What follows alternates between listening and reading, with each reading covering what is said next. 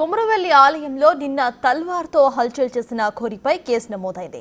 ఓ వ్యక్తిపై దాడి చేసిన ఘోరీ వీడియో రికార్డ్ చేస్తున్న ఓ రిపోర్టర్ మొబైల్ను సైతం ధ్వంసం చేసింది.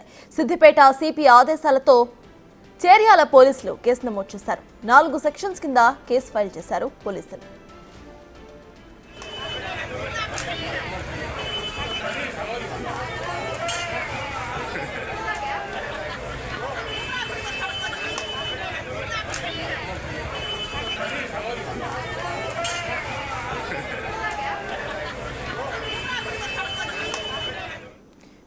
నిన్న ఆలయంలో తల్వార్తో హల్చల్ చేసిన ఘోరీపై 4 సెక్షన్స్ కింద కేసు అయితే నమోదైంది. దీనికి సంబంధించిన అప్డేట్స్ మా ప్రతినిధి దుర్గారెడ్డి అందిస్తారు. దుర్గారెడ్డి, చెప్పండి, కేసుకు సంబంధించిన అప్డేట్స్ ఏంటి? ఆ ఘోరీ ని ప్రెజెంట్ అరెస్ట్ చేశారు. అసలు దానికి సంబంధించిన ఇన్ఫర్మేషన్ ఏంటి?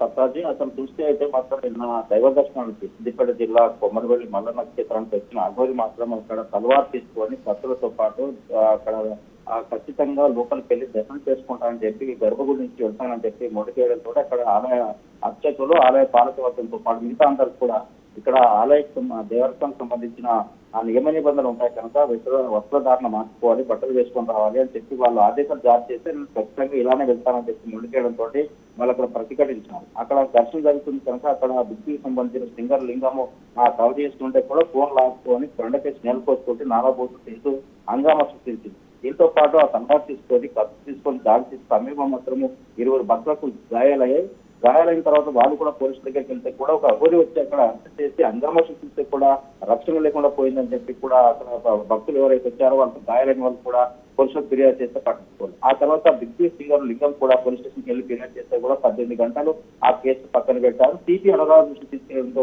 ఆగా మేఘాల మీద ఈ రోజు మాత్రం న్యూసెన్స్ కింద 4 సెక్షన్లు బుక్ చేసి అఘోరిపై కేసు నమోదు చేసినట్టు మనకు కొంత సమాచారం అయితే వస్తుంది. నిజంగా తెలంగాణలో ఇక్కడికి వెళ్ళిన తర్వాత మిగతా చోటకి వెళ్ళి ప్రతి చోట దర్శనం చేసుకున్న సమయం కావచ్చు, గుడికి వెళ్ళిన తర్వాత ఎక్కడైనా కూడా అల్సర్ చేయాలనే ఉద్దేశంతో వెళ్తుంది. నేను అఘోరి నాకు అన్ని తెలుసు, నేను సాధుసంతులు కాదు, నాకు చెప్తారా, అంశం నాకు విధిస్తారా అంటూ కూడా అక్కడ ఆలయం మీద సంబంధించిన ఆ సిబ్బందికి పాలకవర్గంపై కూడా ఆమె నానా హంగామా తీసుకుని జరిగింది. దీంతో పాటు న్యూస్ కింద నమోదు చేసి ఈ రోజు కానీ రేపు కానీ అఘోరిని అరెస్ట్ చేసే అవకాశాలు మనకు కనిపిస్తుంది.